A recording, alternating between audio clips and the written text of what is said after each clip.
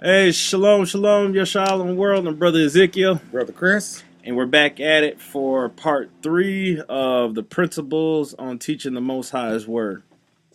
Um, we're basically summing up here of all the warnings of, what you're going to say, dealing with the Most High's word, what you're going to be held accountable for what you say, what you don't say.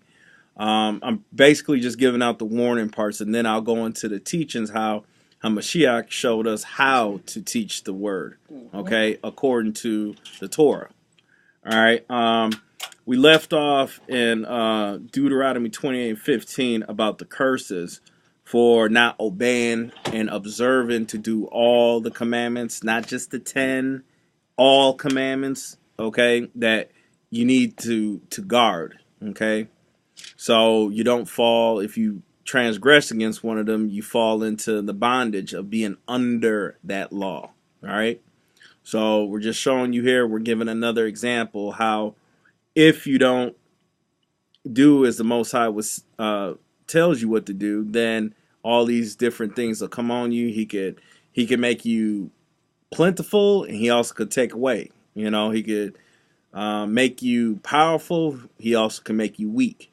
Okay, and we're going to see examples that's going to show this right here as we get into the next book here, which is we're going to start off in 1 Samuel chapter 15, and we're going to start at verse 1 through 28. And we'll see what curse came upon Saul, or Saul the king. Okay. 1 Samuel chapter 15.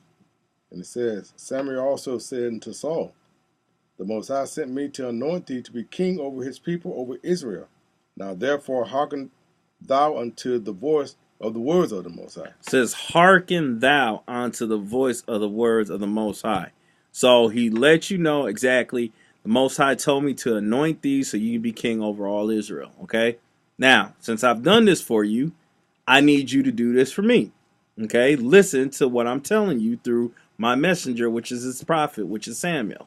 Okay. Go ahead. Thus said the Father of hosts, I remember that which Amalek did to Israel, how he laid wait for him in the way when he came up from Egypt.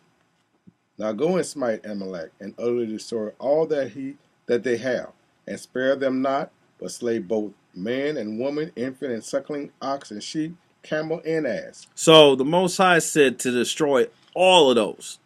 That was the commandment right there. Do it.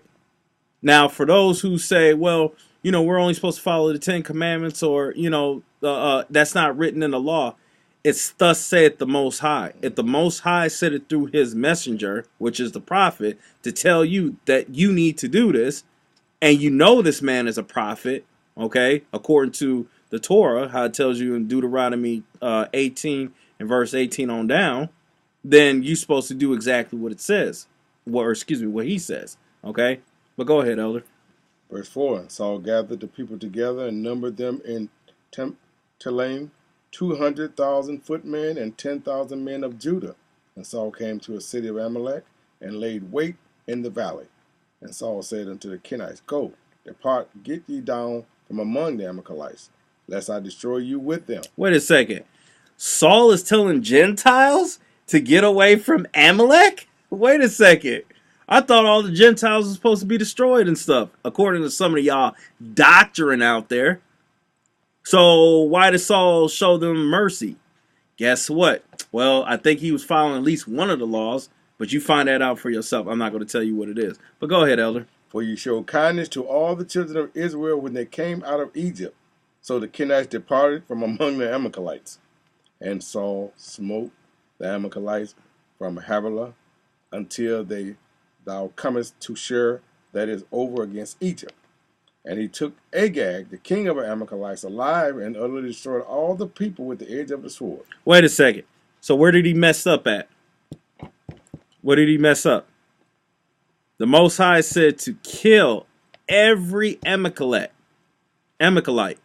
To kill every one of them. Don't leave none of them alive. So here is the sin that Saul just did. He took Agag, the king, alive. But he killed everybody else. But the Most High said to kill them all. Okay? This is real little stuff. He tells you what to do. Do it. Don't add on. Don't take away. Don't turn to the left. Don't turn to the right. Stay in the lane and do what I'm asking you to do. Simple. He already delivered them into your hands, but you didn't. You mean to tell me you couldn't put this king to death? Why? Okay? Just showing and prove to y'all, this is how, when people teach, they're not teaching the full Torah and giving the context of what the Torah means when they're making doctrines out here. And these doctrines, they're damning people to death. You're killing the people. And you people that believe these men, you're killing yourself. That's committing suicide right there off the bat. Okay? But go ahead, Elder. Verse 9. But Saul and the people spared Agag, and the best of the sheep, and of the oxen, and of the fatlings, and the lambs, and all that was good, and would not utterly destroy them. But everything that was vile and refuse, that they destroyed utterly. So here's the second sin. They didn't kill off the animals, the livestock. They kept it for themselves. Go ahead, Elder. Verse 10. Then came the word of the Most High unto Samuel, saying, It repented me that I have set up Saul to be king, for he has turned back from following me, and hath not performed my commandments, and it grieved Saul.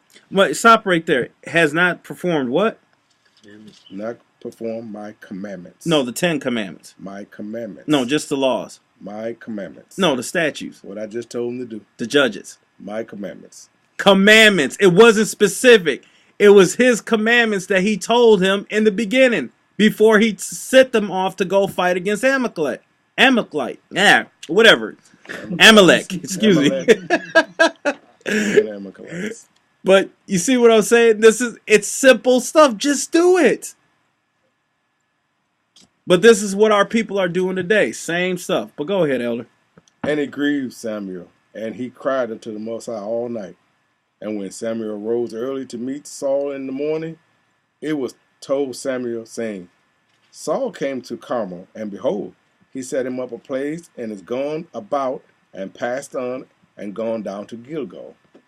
And Samuel came to Saul, and Saul said unto him, Blessed be thou of the Most High. I have performed the commandment of the Father. And then he says commandment. As he tells you right in his own speaking that he performed one of the commandments. Excuse me, commandment. He killed off the suckling and the women and the men, except for one. Okay? He didn't kill off the king. That's why it's specific. Well, anyways, I'm being funny here. But go ahead, Elder. Verse 14, and Samuel said, What meaneth then this bleating of sheep in mine ears, and the lowing of the oxen which I hear? And Saul said, They have brought them from the Amalekites for the... So wait, hold on a second. So now I'm doing a lesson on this. Choices and excuses. Here's his excuse. When the Most High specifically told you to kill them all off. Here comes the excuse. This is Israel all day. Go ahead. And Saul said, They have brought them from the Amalekites, for the people spared the best of the sheep and of the oxen to sacrifice unto the Most High our power. And the rest we have utterly destroyed. Now, that sounds like a good thing. Yeah, okay. Abba, you gave us, you put the Amalek into our hands, and we destroyed them and stuff, so we want to give you praise and stuff by taking their sheep and their oxen and give sacrifice unto you for keeping us safe and alive. That sounds like a good thing, right? No, you're supposed to kill them all off. See, you're going away from what the Most High commanded you to do. You're leading off into your own thoughts, your own emotion, what you feel is good or what's right. Your own understanding. Right, your own understanding. Total. Where it tells you, is your ways the Most High's way? You know, is it His ways? Is your thinking like His ways? Did you create the Most High, or did He create you? There's a reason why He wanted them all dead. And He told them in the beginning what they did in the time of coming out of Egypt. Okay? But go ahead, Elder. Verse 16. Then Samuel said unto Saul, Stay, and I will tell thee what the Most High has said to me this night. And he said unto him, Say on. And Samuel said, When thou wast little in thine own sight, wast thou not made the head of the tribes of Israel? And the Most High anointed thee king over Israel, and the Most High sent thee on a journey and said, Go and utterly destroy the sinners and Amalekites, and fight against them until they be consumed. Wherefore then didst thou not obey the voice of the Most High, but didst fly upon the spoil and didst evil in the sight of the Most High? And Saul said unto Samuel, Yes, I have obeyed the voice of the Most High, and have gone the way which the Most High sent me, and have brought Agag the king of Amalek, and have utterly destroyed the Amalekites. So he just lied here to the prophet. On record, he just lied. He said, yeah, I have done what the Most High said to do. No, you didn't. He said, kill him off. What are you doing bringing this king over here? And the sheep and the oxen. Okay? That's what they're going to ask. Pretty much, this is what the Most High and Hamashiach is going to ask you when that time of judgment comes. What you going to do? Blame the people who taught you certain things that you listened to? I did some of the commandments. Right, I did some of them. Right, so with that being said, you got to give account for what you did. So you're going to lie and cause and say excuses? This is a pre-warning of what's going to happen to you in that day of judgment. I'm trying to help you guys here, including anybody else around and myself too. You cannot make excuses. Do what the Most High said to do. Period. Go ahead, Elder. Verse 21, But the people took of the spoil, sheep and oxen, and the chief of the things which should have been utterly destroyed, to sacrifice unto the Most High our power in Gilgal. So he tried to use the other tribes, the men, as a scapegoat. He blamed them for taking it. But you the king. All you had to do was tell them, don't take none of this stuff. Obviously, you didn't tell them. And anybody that did, you should have put them to death. Did he do it? No. See? It's simple little stuff. And like I said, the Most High gave us a simple way to understand his word. And you guys found a way to seriously screw it all up. Literally, like the impossible. He gave you... He made it idiot proof. Literally. He really made it idiot proof. And you still found a way to cause unrighteousness and confusion. And that's not even with the help of the Gentiles at that. Okay? The Torah is simple. But go ahead, Elder. Verse 22. And Samuel said, Had the Most High as great delight in burnt offerings and sacrifice as in obeying his voice? As in what? As in obeying his voice. As in obeying his voice. He doesn't care about the sacrifice. All he cares about are you being obedient. That's why it says obeying.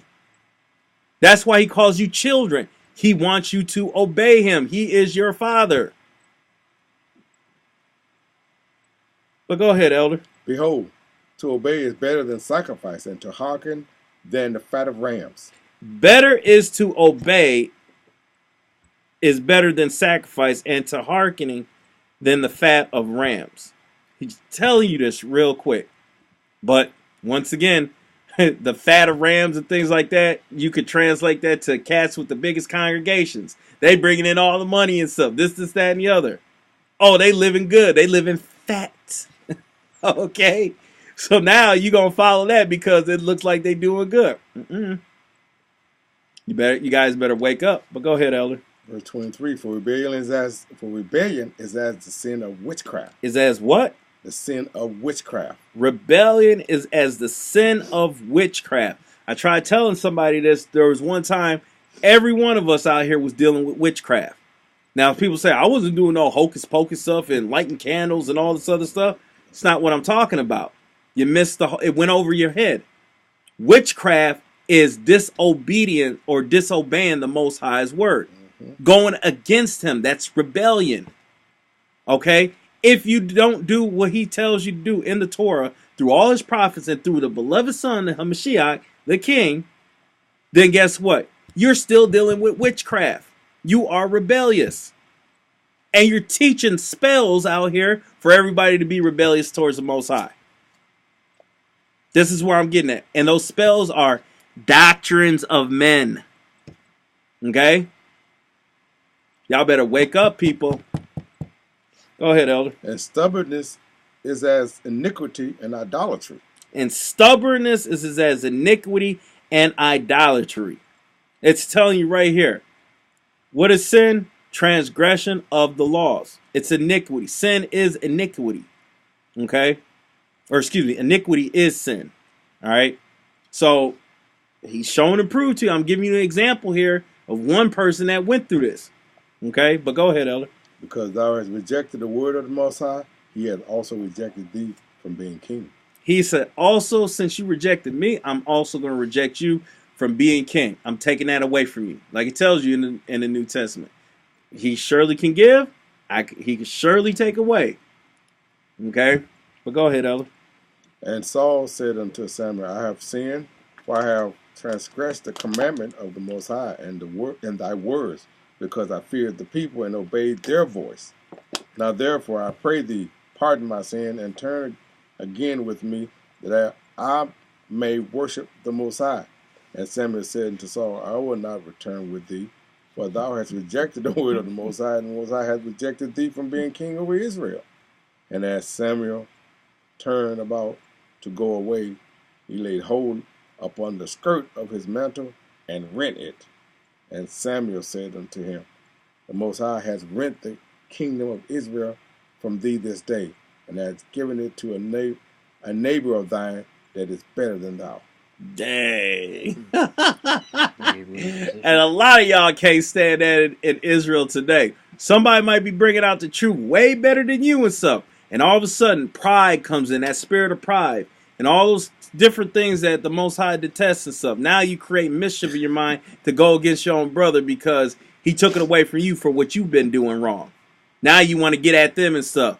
Oh, he's lying. He's lying. See, he ain't telling you precept upon precept. Yeah, go ahead, Elder. And that's the whole thing. This is what we're trying to show and prove to y'all. So now he got mad, and obviously for y'all who do read the Bible and read the scriptures, know what Saul was doing when David came into play. That man was trying to kill David. He had no reason to kill him. Oh, because some women said, well, Saul kills by the thousands, but David kills by the 10,000s. Now you got mad because you got the people talking and stuff. And they're talking righteously. They're giving a righteous report of what an individual is doing because they're actually looking into what these individuals are teaching and stuff. Okay? So, I'm going to get into the next verse. Basically just giving you a proof of how, you need to turn away and how you need to listen. Yeah, pretty much listen. Because basically in this thing, the Most High will give you, like he says, he'll set a stumbling block in front of you if you sin. If a righteous man turns away from his sin and stuff, turns back to his sin, he'll put a stumbling block in front of him. And Saul's stumbling block was David. And we'll get into that in a second, but pause it. I can't because it's gonna cut. Okay. Something you want to say? No, go on. Okay. Let's jump to Ezekiel 3:20 to see what I was talking about to back this up. Ezekiel 3:20. Mm-hmm.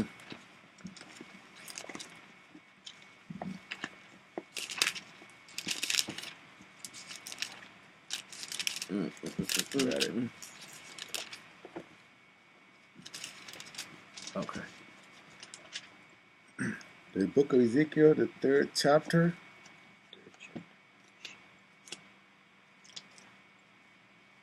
In verse 20. And verse 20.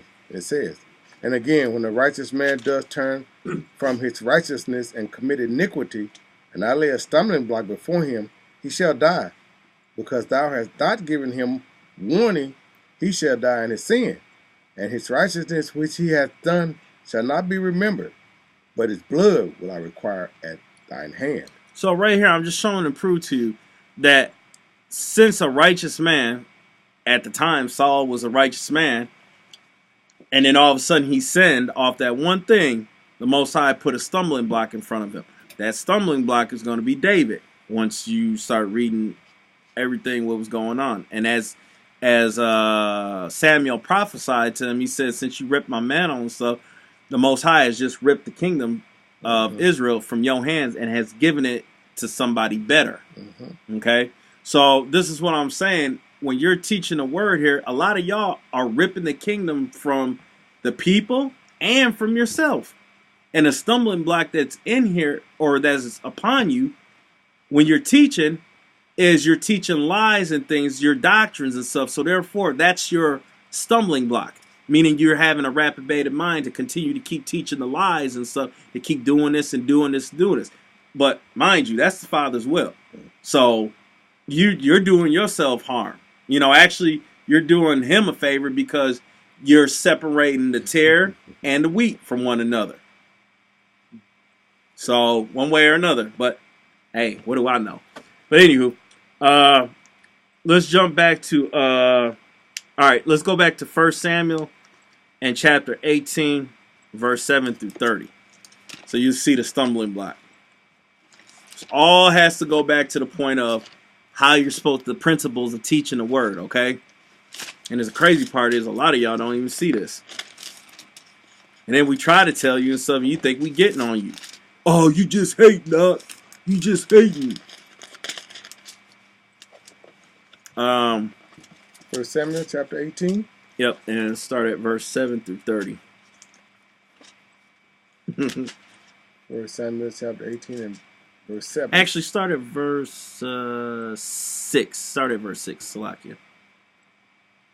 1 Samuel chapter 18 and verse 6 says, And it came to pass as they came, then David was returned from the slaughter of the Philistine, that the women came out of all cities of Israel, singing and dancing to meet King Saul with tabrets, with joy, and with instruments of music.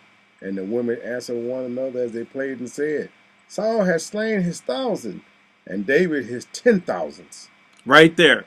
Here's where sin crept right on in. This is where the pride, the arrogance, the envy, everything just crept right in off this one little instance. Okay? Let's see what it says. Go ahead, Elder. Verse 8. And Saul was very wroth. And Saul was pissed off. Go ahead. And the saying displeased him, and he said, They have ascribed unto David 10,000s, and to me they have ascribed but thousands. Well, what can he have more than but the kingdom? Oh, they ascribe unto David 10,000, and they ascribe but thousands. I might well give him the kingdom. Here's the emotional part. See? Not realizing and remember what Samuel said to him. Mm-hmm. This is the problem. Your attention span, you don't pay attention to what people say. And your feelings. And your feelings, correct. Total. See? Hey, you've been held responsible. And the Most High said what he was going to do. This is what Samuel told him. And it came to pass. And here it is. You all trapped up in your feelings in your chest because women are saying this man killed 10,000. Dang, good luck. I would have been like, dang, you killed 10? I'm going to have to step my game up next time. Shoot. Hey, but good looking, man. We needed that, man. Hey, that's what I'm talking about. Hey, Dawid, you doing your thing, King. Keep on, man. Keep on. You know, I got my 1,000, though. You know what I'm saying? I'm straight. You know what I'm saying? I brought a little something, you know. But that's not the mindset that he was dealing with. Okay? Right. And this is what's going on in Israel today. But go ahead, Elder. Verse 9. And Saul eyed David from that day forward. And he eyed David from that day forward. Hold that real quick. Let's get a let me get a law real quick. You know what? No. We'll wait. Well, that'll come afterwards. We'll wait. Never mind. Stay right there. Verse 10. Mm-hmm. And it came to pass on the morrow that the evil spirit from the Most High came upon Saul, and he prophesied in the midst of the house. And David played with his hand as at other times. And there was a javelin in Saul's hand. So, as we see, the stumbling block for Saul is King David. Okay? Well, he's not king yet, but David. But as it says, this evil spirit from the Most High. Wait a second. I thought the Most High doesn't create evil. Y'all don't read your book. But go ahead, Elder. Verse 11. And Saul cast the javelin, for he said, I will smite David even to the wall with it. And David avoided out of his presence twice. So dude was trying to kill him right there on the spot twice. And he avoided it. You see this? This is the same mentality that's going on today. Because you guys don't read the Torah, you don't apply it to yourself, and then you don't apply it to the people that's actually following your wicked butts. Okay? So we're here trying to tell you these things. But no. You guys are sitting in the basement with a bunch of records behind your back, and it's just you two on there. Anyways, go ahead, Elder. Verse 12. And Saul was afraid of David, because the Most High was with him, and he was departed from Saul. Therefore Saul removed him from him, and made him his captain over 1,000, and he went out and came in before the people. This dude really got some serious issues. First he hate him, now he want to kill him. Now he love him, he makes him captain over 1,000. What next? You gonna kill him again? You gonna try it again? Bipolar. Yeah, right, bipolar. Evil spirit is on Saul. That's making him confused. Okay? Go ahead, Elder. Verse 14. And David behaved himself wisely in all his ways, and the Most High was with him. So he behaved himself wisely. Mind you, he notices his people and stuff and things like that. He's supposed to love his people, like it tells you, love thy neighbor as thyself in Leviticus 19 and verse 17 through 19. But he also is like, hold on, this cat can bite me at any time. So I need to be wise and watch him, be very observant of this dude's patterns. Okay, obviously, okay, when he starts acting all like that, I need to play some music for him to calm him down. Okay? So, right, yeah, right. Elder said, shh. Well, go ahead, Elder. Verse 15. Wherefore, when Saul saw that he behaved himself very wisely, he was afraid of David. But all Israel and Judah loved David, because he went out and came in before them. And Saul said to David, Behold, my elder daughter Merab, her will I give thee to wife. Only be thou valiant for me, and fight the Most High's battles. For Saul said, Let not my hand be upon him, but let the hand of the Philistines be upon him. And David said unto Saul, Who am I, and what is my life, or my father's family in Israel, that I should be son-in-law to the king? But it came to pass at the time when Merab, Saul's daughter, should have been given to David, when she was given unto Adriel, the Moathite, to wife. And Michal, Saul's daughter, loved David. And they told Saul, and the thing pleased him. And Saul said, I will give him her, that she may be a snare to him, and that the hand of the Philistines may be against him. Wherefore Saul said to David, Thou shalt this day be my son-in-law, and one of the twain. And Saul commanded his servants, saying, Commune with David secretly, and say, Behold, the king hath delight in thee, and all his servants love thee. Now therefore be the king's son-in-law. You see this? You see all the wickedness he's trying to do? Just trip up David? You see, he's breaking all these laws right now. He's creating mischief in his mind to do harm to his own people. All these laws is what he's breaking right here. It's showing and prove. I could pinpoint these laws if you wanted me to, but honestly, I'm not going to do that because you guys need to read for yourself. Okay? I see the Torah that he's breaking right now. The pattern. Okay? But go ahead, Elder. Verse 23. And Saul's servants spake those words in the ears of David. And David. So Saul's servants, his own servants, came and told David what he's trying to do to you. The Most High will always be on your side. He will always protect you and stuff if you but do his will. Be obedient to him. Keep his Torah. Okay? Mm-hmm. All these things will come to you. You'll have eyes all around you like the Most High does. Okay? He'll warn you from anything. But you wouldn't know these things because you ain't applying the Torah to yourself and you ain't applying it truthfully to anybody else out there. But go ahead, Elder. And David said, It seemeth to you a light thing to be the king's son-in-law? seeing that I am a poor man and lightly esteemed? And the servants of Saul told him, saying, On this manner spake David. And Saul said, Thus shall ye say to David, The king desired not any dowry, but 100 foreskins of the Philistines, to be avenged of the king's enemies. But Saul thought to make David fall by the hand of the Philistines. Not knowing that the dowry was the foreskins of the Philistines. Dude, I didn't even know it, man. I mean, he's so. If you're reading, if you guys are actually paying attention to what he's doing, he's talking about, I don't need no dowry and stuff. But not knowing he's already asked for the dowry, which is the foreskins of these Philistines. This dude is out of his mind. Yo, the Ak was. Anyways, man, a lot of y'all is like that too. Okay? Double-minded and everything. But go ahead, Elder. Verse 26. And when his servants told David these words, it pleased David well to be the king's son-in-law, and the days were not expired. Wherefore David arose and went, he and his men, and slew of the Philistines 200 men. And David brought their foreskins and gave them in full tale to the king, that he might be the king's son-in-law. And Saul gave him Michal, his daughters, to wife. And Saul saw and knew that the Most High was with David, and that Michal, Saul's daughter, loved him. And Saul was yet the more afraid of David.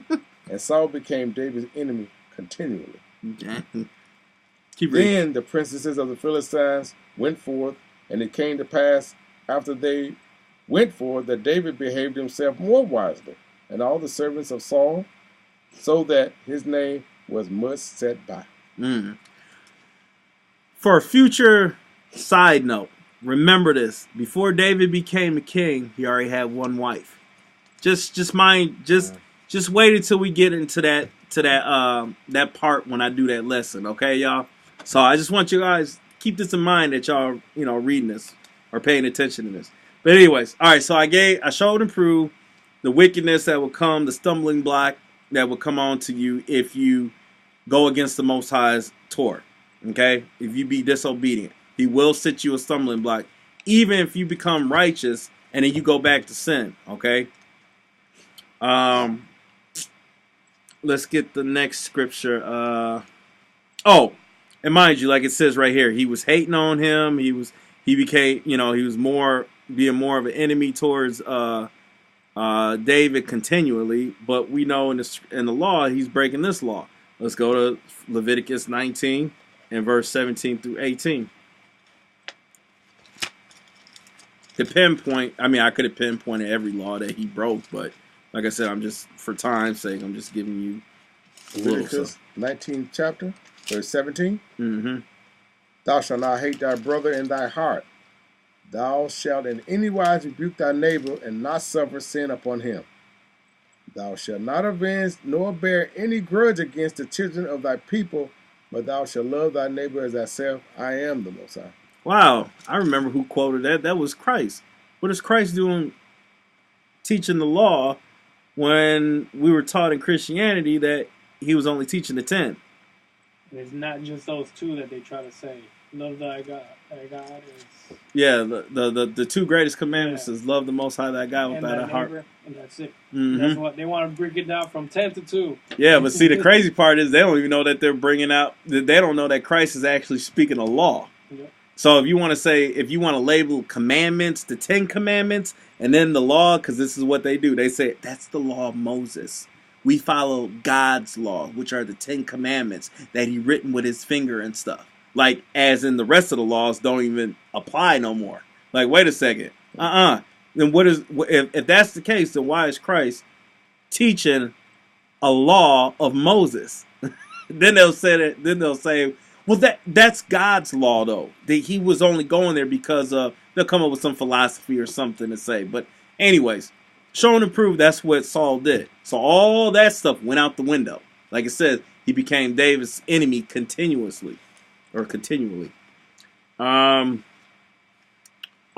see the other let's see the other evil that came upon Saul. Go to Deuteronomy 28 and verse 54.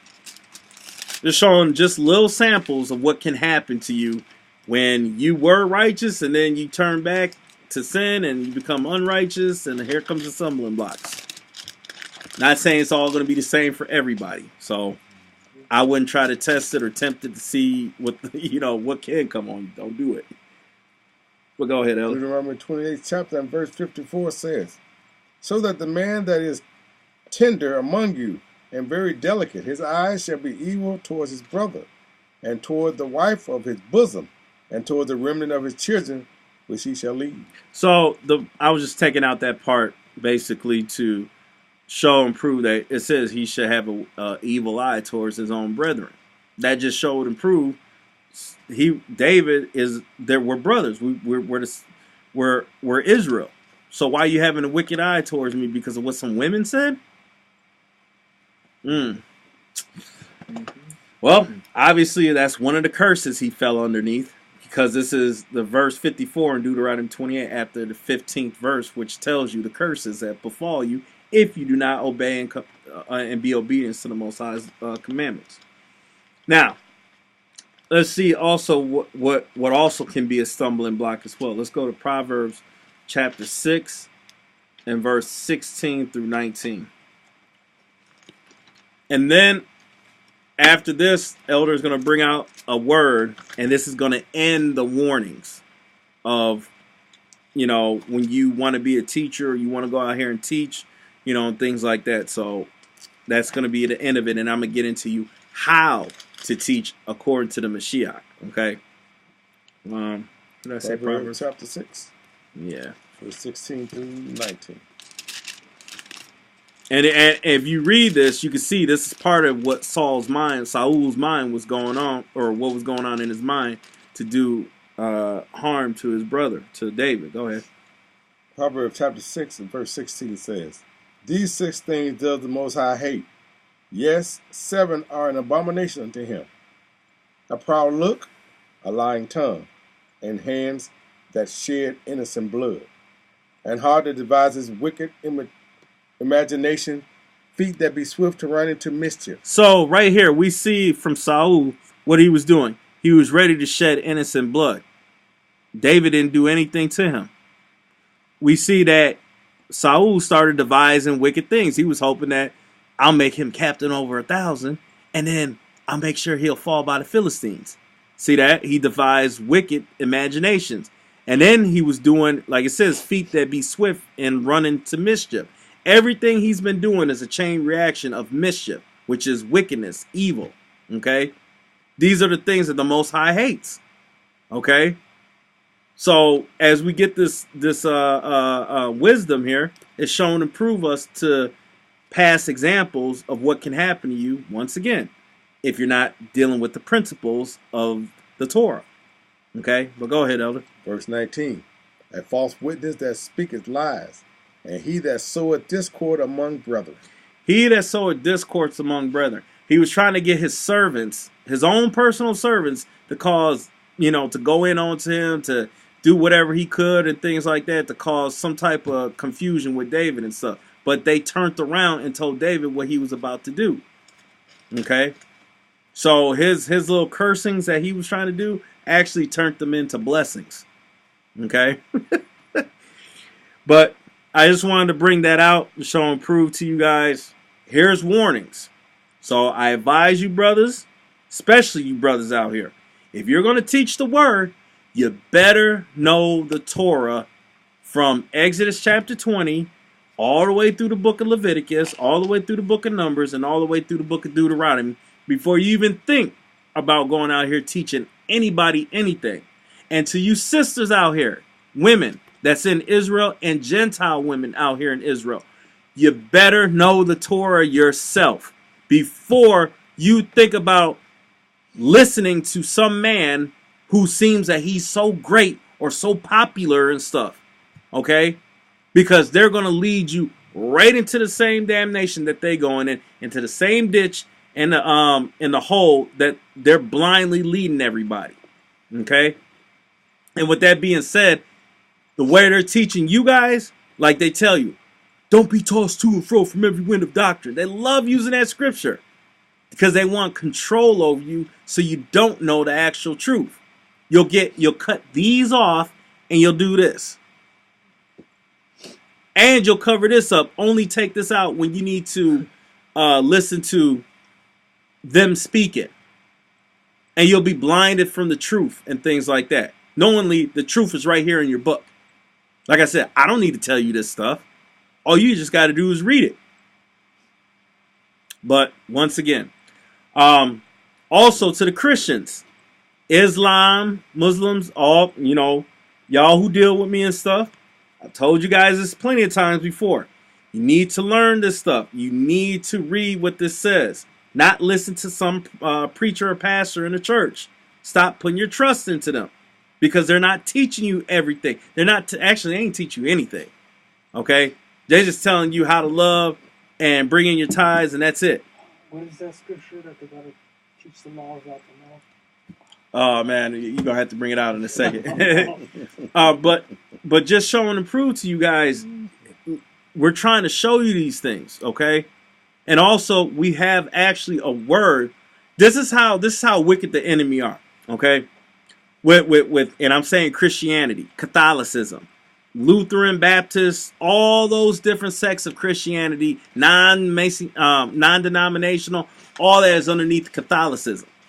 They have taught you a spell how to only read half of this book or only parts of the book. Actually, some of them don't teach you to read it at all, depending on what type of spell they got on you and things. So with that being said, they knew how to do this long time ago by Constantine and things, dealing with paganism and things like that, as he inserted certain things in the New Testament and stuff. And what they've done, they trained to teach you guys certain things, so therefore you will have this mindset for 100,000s of years and stuff. And guess what? It paid off. But you know how wicked they are? They actually created a name a word in their language, in the dictionary and stuff, to show and prove to you what they done. And they put it right there in your face. And this is how wicked they are. They know what they done to you, and they're going to give you the word how to take your mindset out of that. But they won't tell you to look in the book because, like the old saying goes, you want to hide the truth from a Negro? Put it in the book. And that's just almost with anybody nowadays, okay? Because you're too busy dealing with everything else besides the whole duty of man. I found it. What's the script? Malachi 2, 6 and 7. All right, Malachi 2, real quick, and then we'll get the definition. 2, 6 and 7. Mm-hmm. 6 and 7, maybe even 8. It says Malachi chapter 2, and you said verse 6? 6 to 8. It says, the law of truth was in his mouth, and iniquity was not found in his lips. He walked with me in peace and equity, and did turn many away from iniquity. For the priest's lips should keep knowledge, and they should seek the law at his mouth. For he is the messenger of the Most High of hosts. But ye are departed out of the way. Ye have caused many to stumble at the law. Ye have corrupted the covenant of Levi, saith the Most High of hosts. So, yeah, that's right. Basically tell you, and the Levites are supposed to be the teachers. Judah is just the enforcers. I've said this long time ago in an old lesson and stuff. This is what happens. And right here in the book of Malachi, this is why the order of Melchizedek came in, because how the Levite, the priesthood, fell off because of the wickedness they was doing. All the wickedness from the time of Jezebel all the way up until Malachi. This is what they were doing. And it's corrupted everybody. So Levites' biggest roles was supposed to have been teaching the Torah.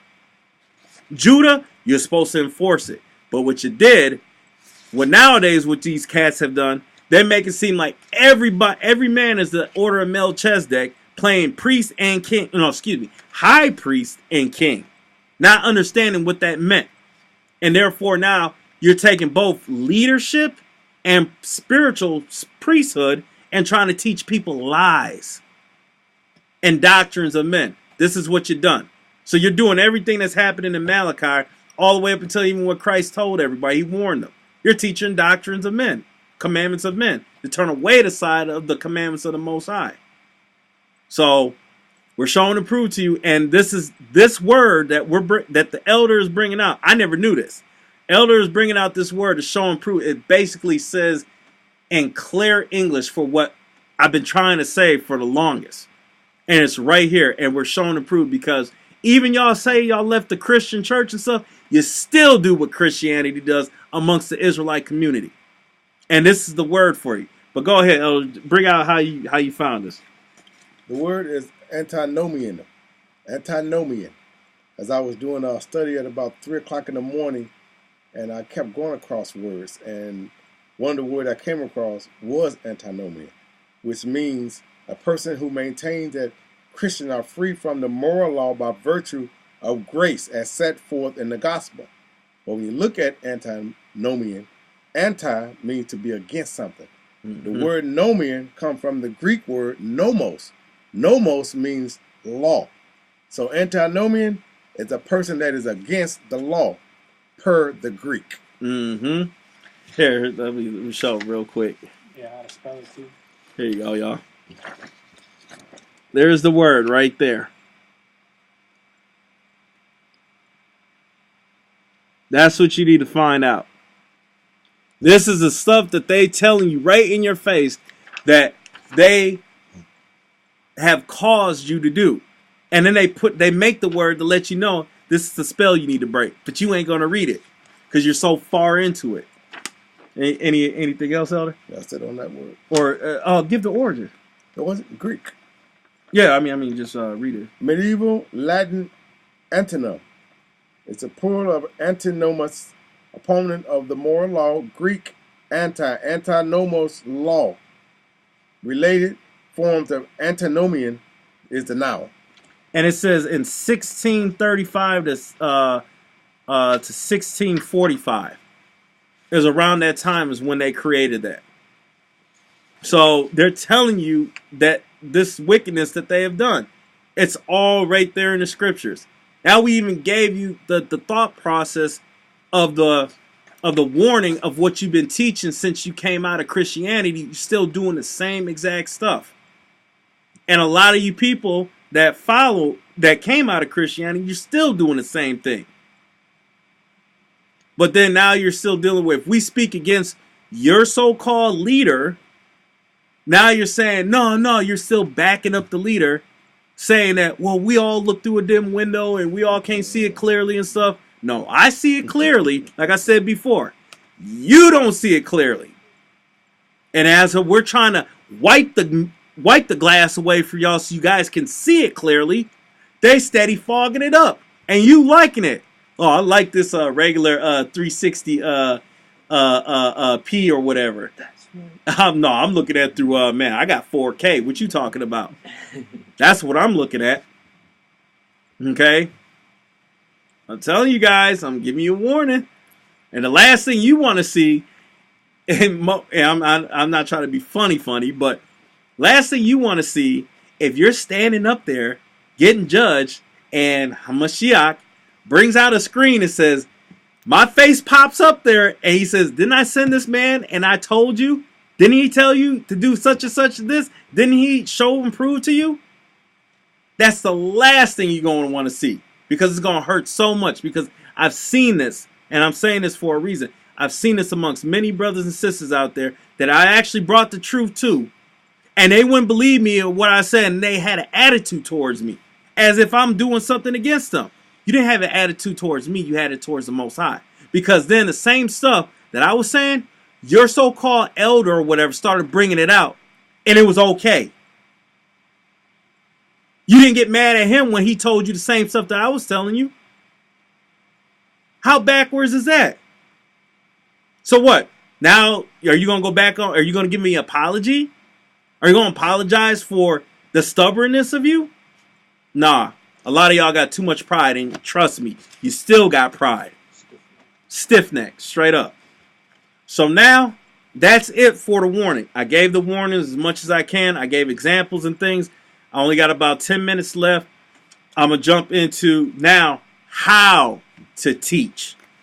Okay, according to the Mashiach. I'm going to show you the principles of how he showed us how to teach the Torah and how to overcome man-made doctrines, and any other isms and schisms and religions that's out here. Okay? So, let's go and see what the Mashiach said.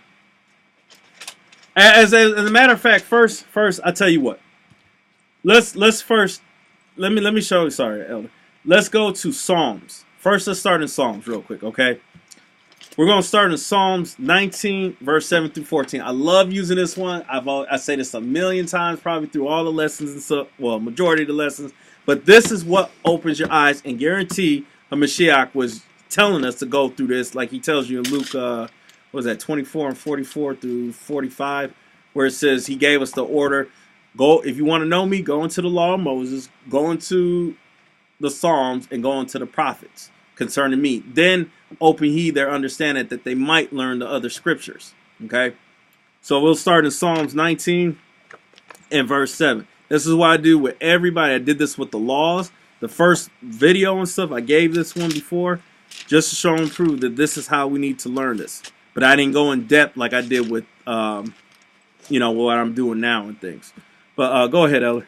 Psalms 19 chapter and verse 7. The law of the Most High is perfect, converting the soul. The law of the Most High is perfect. Everything in that book is perfect. There's no, you having more than one wife is sinful and things like that. You're lusting over. No. Now you're fighting against the Most High, what he said and he wrote down. Okay?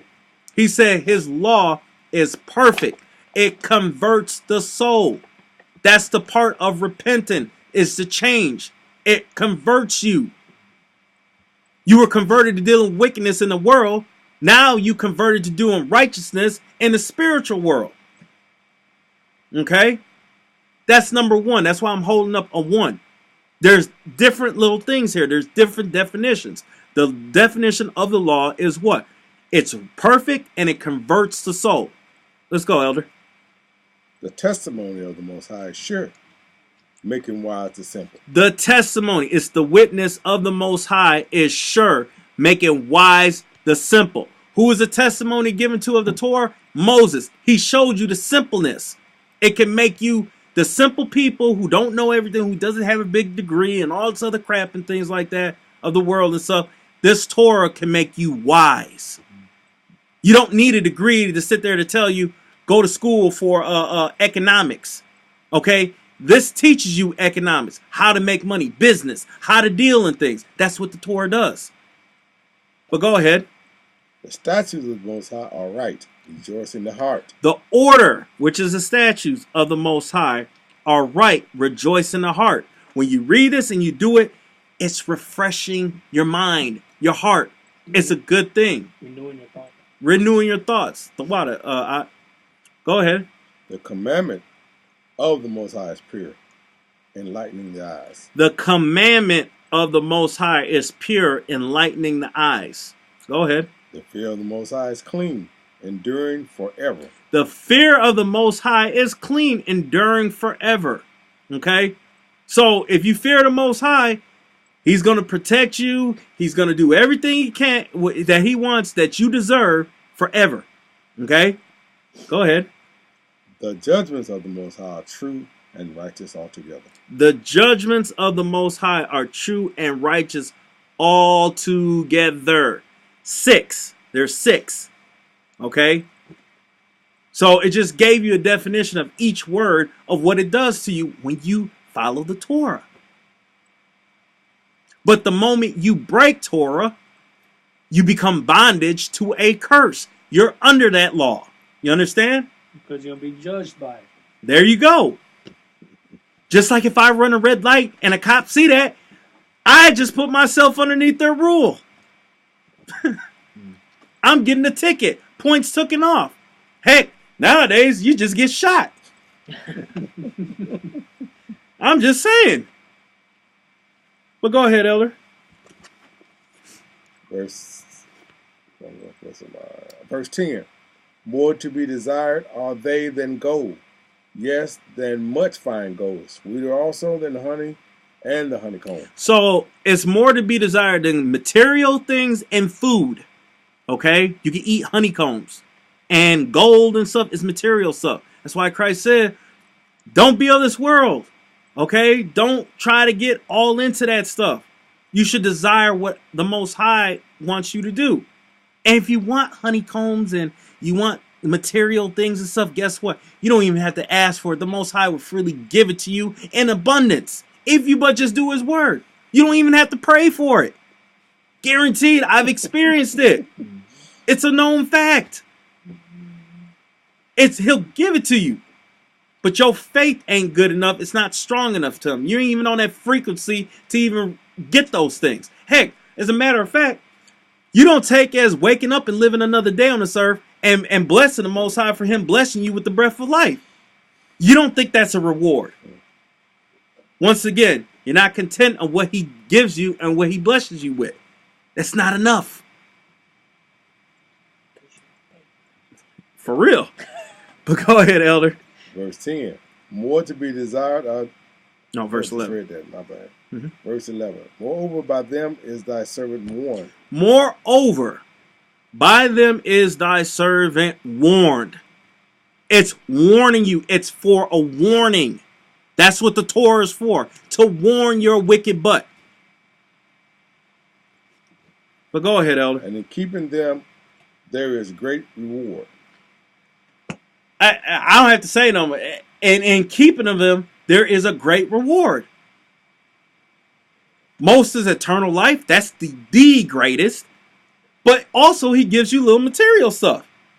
That's right. Whether it could be $1 million, it could be multi-million dollars. Who knows? Have you even tried seeking the Father and doing his will and telling the truth according to his word, which is the Torah? I guess not. Nah, I don't think so. And then not only that, you can't just sit there and pray to him and ask for $1 million. You got to get up and work for it, okay? You got to get up and do these things. He opens the door for that to happen, but you can't see that because it's not coming to you quick. Just like when the disciples says, when is the kingdom supposed to come? They thought it was supposed to come automatically. No, you got to build it up. You got to pave the way. The king, like you said, the kingdom of heaven is in you and stuff. The thought process of building a kingdom. The king is going to come. You should make way for him while he comes. Get out there, go do the work. You want material things and certain things like that? Do an honest, righteous way of earning it. There's nothing wrong with that. Like other brothers, we broken this down. They said, money is the root of all evil. They make it seem that money is wicked, but it's not wicked. It's those individuals how you're trying to get that money. The love of money. Right, the love of it. That's when it becomes wicked. Is because you're chasing after that money. Okay? But continue, Elder. Verse 12. Who can understand his errors? Cleanse thou me from secret faults. How can you understand your errors? How can you say that you love anybody? You say you love. How do you love? According to the scripts. Is it just a feeling? Is it just an action? What is it? What's the definition of love according to the Most High? Y'all always say, man, we got to show more love, more love. Teach them how you show love. Is it just giving hugs and handshakes and to ladies kisses on the cheek? What? According to what? And then secret faults. How do you even know you're saved? How do you know? If you don't even know the Torah, how do you even know you ain't doing wicked or doing righteous? Oh, because you thought in your own mind, right? You thought in your own mind what makes you feel good, what you deem is right. Ah, I see. But go ahead, Elder. Verse 13. Keep back thy servant also from presumptuous sins. Let them not have dominion over me. Then shall I be upright, and I shall be innocent from the great transgression.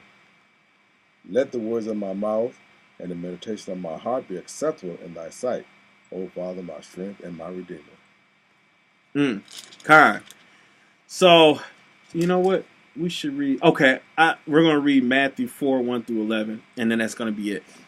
Let's jump to Matthew chapter 4, verse 1 through 11, and we'll see what Christ says to do according to the Torah and stuff. So let's bring that out, and then that'll be the end of the lesson for today. And then we'll pick up in next week, part 4. So let's go to Matthew chapter 4, and verse 1 through 11. So we can see how Christ addressed Satan by using the Torah. So let's see what he says here. Matthew chapter 4, verse 1 through 11. Go ahead, Ellie. Matthew chapter 4, verse 1. Then was Yeshua led up into the spirit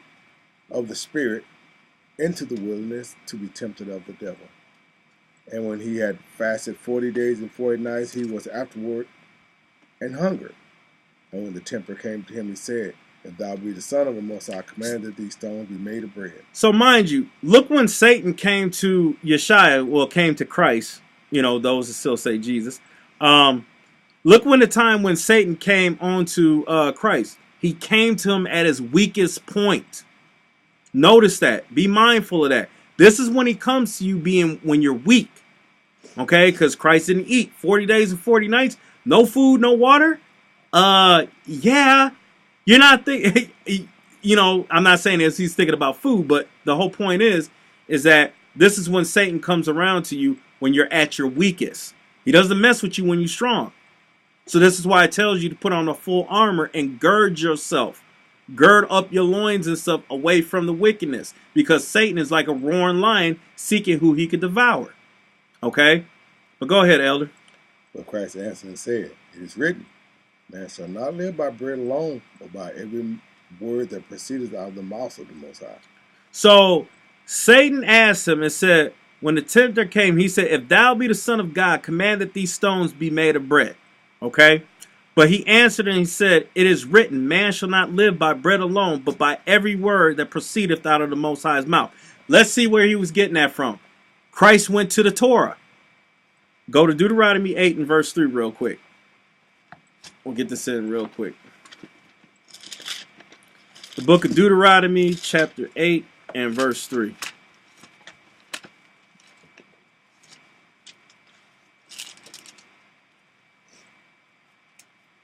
Deuteronomy 8th chapter and verse 3, and said, And he humbled thee, and suffered thee to hunger, and fed thee with manna, which thou knewest not, neither did thy fathers know, that he might make thee know that man does not live by bread only, but by every word that proceeds out of the mouth of the Most High doth man live. So the manna was that spiritual food. It was that bread from heaven.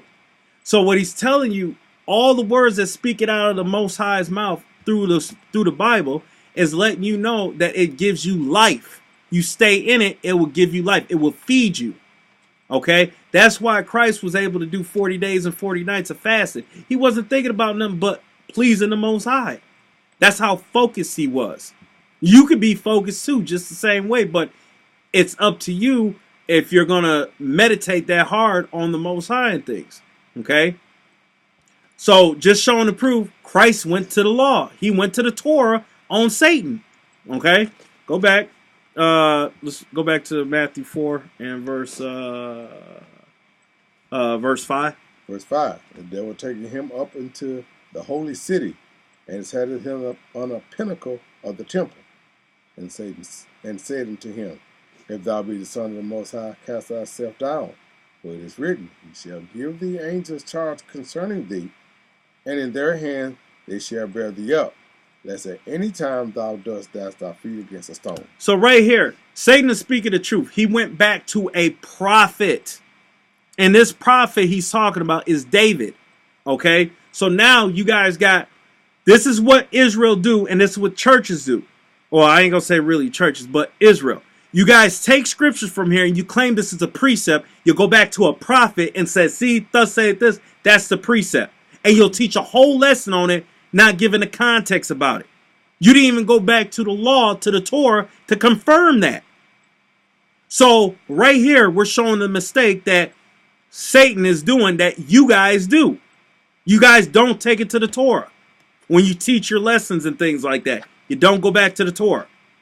Because if you teach the Torah, it kills your doctrines. Okay? Let's see what he was saying. Go to Psalms 91 and 11, just to prove what Satan was talking about.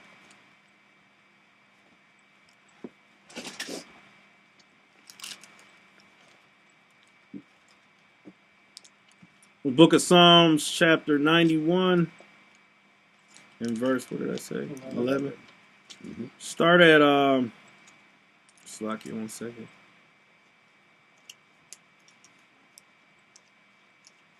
Yeah, start at verse 11 and read to 12. Psalm the 91st chapter and verse 11 says, "For he shall give his angels charge over thee to keep thee in all thy ways. They shall bear thee up in their hands, lest thou dash thy feet against a stone." So Satan was telling the truth. See, you so-called men of these, these congregations, whatever, camps, whatever you want to call it, man-made titles, you tell them the prophets, and you make a whole doctrine out of it, and, link it up with the New Testament, but you never went back to the Torah. Christ is teaching you to go back to the Torah. But you guys still think it's done and away with, and you won't teach it because it kills your doctrine. So let's see what Christ says. Go back to Matthew 4 and verse 7. Let's see what Christ said. Yeshua said unto him, "It is written again, thou shalt not tempt the Most High thy power." Let's see what that says. Deuteronomy 6 and verse 16.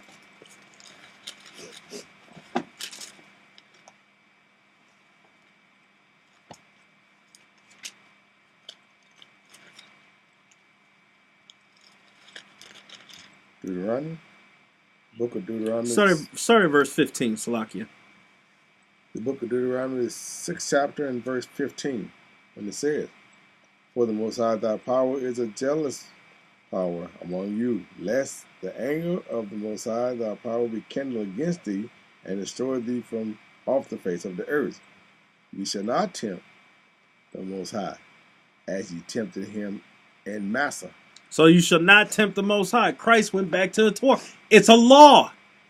He's killing Satan with the laws. And this is what you people are scared of, to tell your so-called man with a title and stuff in these camps and all over the place. You're scared to bring this up to them because of what they're going to say to you. They're going to rule you over this because you don't know the Torah. But continuing back in Matthew, Elder. Verse 8. Matthew 4th chapter and verse 8 said, "And again the devil taketh him up into an exceeding high mountain, and showeth him all the kingdom of the world and the glory of them. And said unto him, All these things will I give thee, if thou wilt fall down and worship me. Then said Yeshua unto him, Get thee then, Satan, for it is written, Thou shalt not worship. Thou shalt worship the Most High, thy power, in him only shalt thou serve." So he went back to the law again. But you guys worship your so-called deacons and bishops and elders and other man-made titles and stuff. Let's see what the law says. Go to Deuteronomy 6 and verse 20. Deuteronomy the 6th chapter and verse 20 says, "When thy son asketh thee..." Deuteronomy 6. I'm sorry. 10 and 20. My bad. 10 and 20. Sorry. Do that. And then this is it. Deuteronomy the 10th chapter and verse 20 says,